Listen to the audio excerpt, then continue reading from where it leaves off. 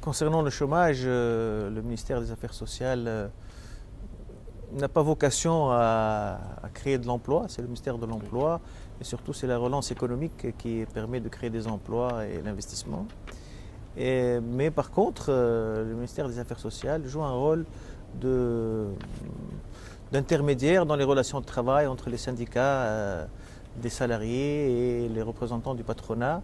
Et dans ce sens, pendant les 2 dernières années, on a joué un rôle important afin d'éviter des conflits trop durs, parfois des fermetures d'entreprises, notamment étrangères, qui ont quitté la Tunisie.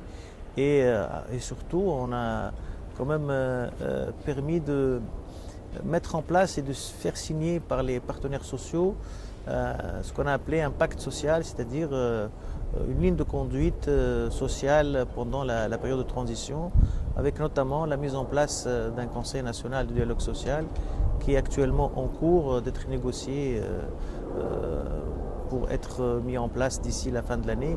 Et ça, c'est très important afin de stabiliser le champ social.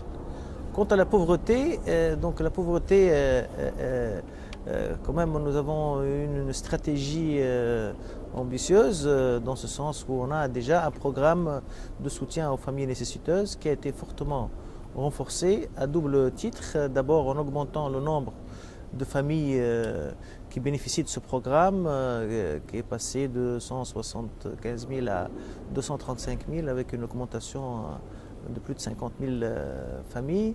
Et puis on a augmenté la subvention ou l'aide sociale qui était auparavant de l'ordre de 70 dinars et qui est maintenant à 110 dinars. Et bien sûr, on est en train d'essayer de faire un recensement exhaustif de ces familles nécessiteuses et le programme sera lancé cette année avec une mise à niveau des travailleurs sociaux et de toute l'administration de l'aide sociale qui va être mise à niveau depuis l'année dernière en mettant à leur disposition du matériel informatique de qualité avec de nouvelles applications et surtout les moyens de faire leur travail, de se déplacer sur le terrain.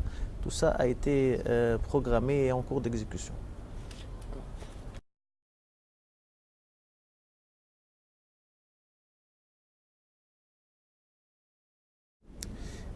C'est en effet un système vraiment très bénéfique pour les retraités, dans le sens où après 35 ans de cotisation, on peut obtenir une pension de retraite de 90% du salaire des 2 dernières années. Donc ce qui fait que parfois la pension de retraite est supérieure au salaire.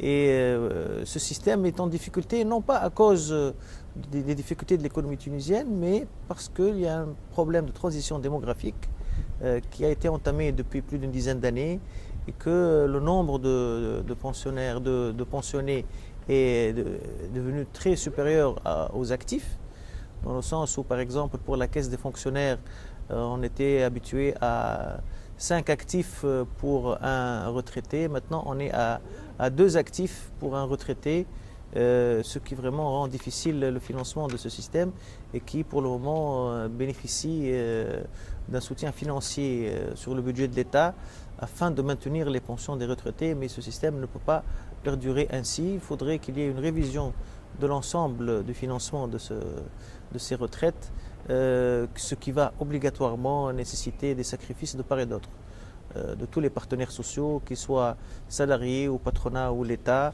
et bien sûr des avantages qu'il y avait dans le système actuel qui ne peuvent plus perdurer puisque le système est arrivé en fin de course.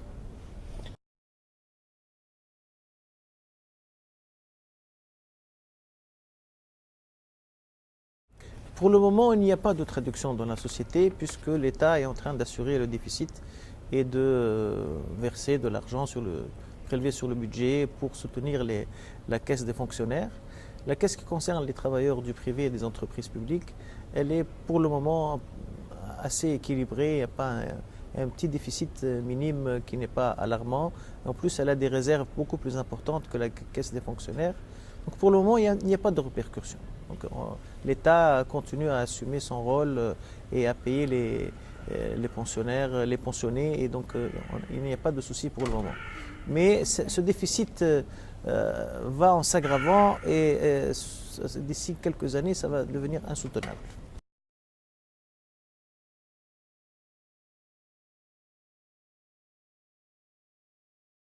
Le secteur informel est devenu problématique en Tunisie puisqu'il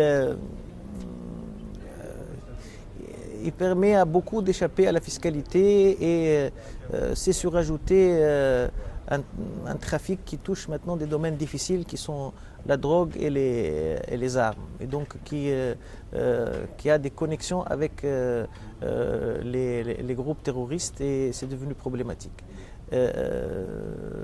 Les chiffres, les chiffres ne sont pas encore bien établis concernant le secteur informel, mais je peux vous donner un chiffre récemment cité par le ministre de l'Industrie concernant, par exemple, tout ce qui est vente d'hydrocarbures par les jeunes avec des bidons au bord de la route. Ça représenterait à peu près un chiffre d'affaires annuel de 300 millions d'euros, 600 millions de dinars, ce qui est énorme. Donc il faut imaginer le nombre d'intervenants avec des petits bidons d'une dizaine de litres qui vendent à la sauvette de l'essence dans des régions maintenant c'est en train de remonter du sud vers le Sahel, et ça va arriver à Tunis.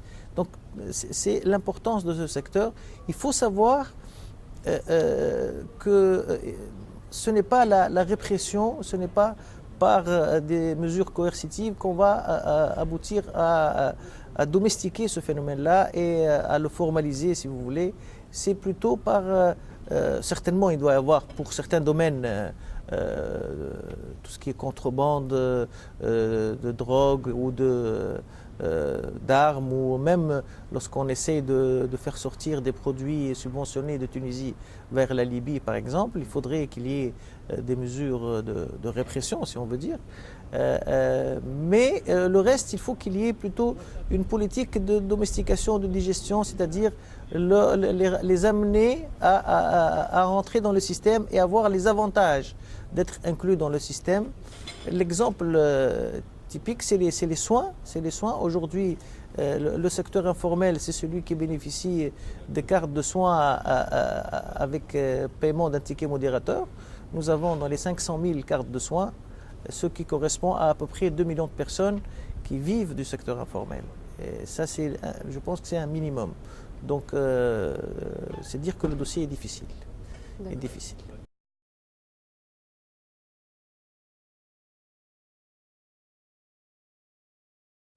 On a un programme d'enseignement pour adultes et pour analphabètes. Ce programme qui, avant la Révolution, a été utilisé pour de la propagande basique et qui était très peu efficace. Nous avons d'abord évalué ce programme-là, qui était organisé avant par la présidence de la République. Et maintenant, c'est un programme plus rationnel et qui a inclus un enseignement et une formation quant à la citoyenneté et du devoir citoyen. Et en la matière, nous avons entamé depuis l'année dernière une formation pour ceux qui suivent cet enseignement concernant les élections qu'on a appelé la valise électorale, c'est-à-dire que ceux qui suivent ces cours apprennent à confectionner des bulletins de vote, à confectionner une urne, et on a quand même commencé aussi à faire des opérations de vote blanche, et ça va être très utile lors des prochaines élections.